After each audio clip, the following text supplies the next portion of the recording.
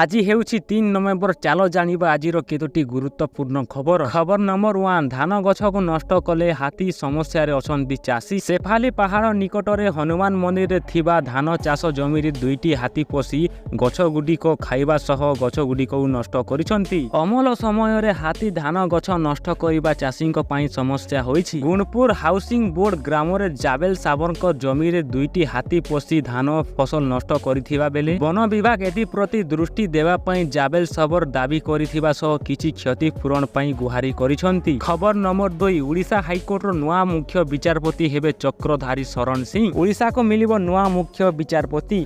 Odisha high court रो मुख्य विचारपति भाबे चक्रधारी शरण सिंह नियुक्ति दिया जिया पई सुप्रीम कोर्ट कॉलेजियम निष्पत्ति नैछंती। ओडिशा हाईकोर्ट रो परवर्ती मुख्य विचारपति पद रे चक्रधारी शरण सिंह को नियुक्ति पई सुपारिश लागि निष्पत्ति ग्रहण करा जायछि।